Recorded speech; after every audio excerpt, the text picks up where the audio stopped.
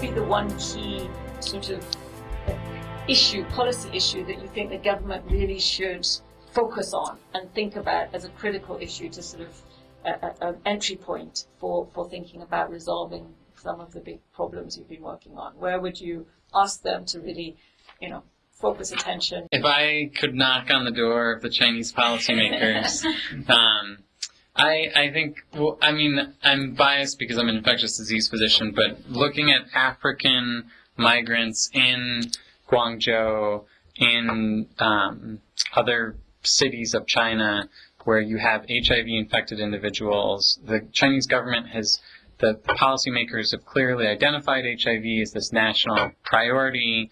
They're very, in many respects, the science of HIV policy is very evolved. There's needle exchanges, methadone maintenance is widespread. So I think incorporating policies that would allow African migrants to get free antiretroviral therapy at the local level and to access other social services.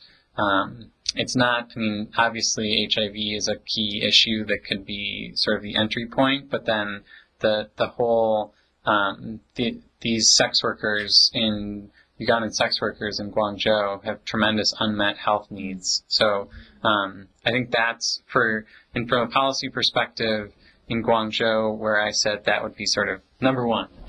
Thanks. I'll just maybe then looking at the Chinese migrants going overseas to Africa or other places, it would be interesting to, as a policy intervention, to make sure that migrants go through a migrant-friendly health assessment on the way out to wherever, and then also on return that they come back and do a sort of also another health assessment and kind of combine it with health promotion. I think that will be a very cost-effective intervention, also for families back home. I wish they could do a lot of things. But one thing I was thinking, actually, realistically, if they can be doing during the we talk about the pre-migration phases. Mm-hmm. If the government can set up programs, pay for training.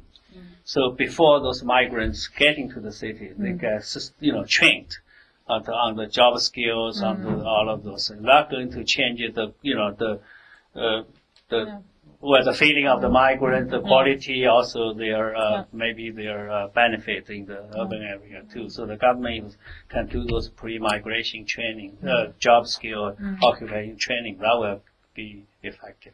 If there is one thing, I really think government should build a good survey data system to track the migrations before the migrants, during the migrant, after when they return. So now we see there's no national representative data. We have sporadic provincial and cross-section data. We don't have longitudinal data. It's very hard to compare and really say what's the cause, or what before you moved and after you moved and you travel people over time. You can compare them to the local communities where they left, and then also comparing them to the communities where they're receiving them. And without this data, I think it's very hard to understand where, which part of this bigger puzzle I presented earlier really contribute to what kind of aspect of the health, where is the gap. And then that can also trace and maybe assess some policy interventions that the migrants happening over time to really give us some evidence what policy is good for what, in terms of access to care, in terms of building their, access to different social security system and issues. I think this is crucial given how the magnitude of this issue. Without the good data longitudinally tracking people, it's very difficult. I know it's very expensive, and given the high attrition rate because people are moving around, but I think it's very worthy of the effort. If I was going to say one thing, it would be about integration of the rural and urban health insurance systems and portability of benefits. But obviously that also depends on the health system functioning, and we've already heard the problem, so it's a big issue. But we can see China is a society, and we know an economy in huge transition at an unprecedented pace, scale, etc. We know all of those things. I think this issue really illustrates, it brings home the difficulties, the complexity of addressing these kind of problems.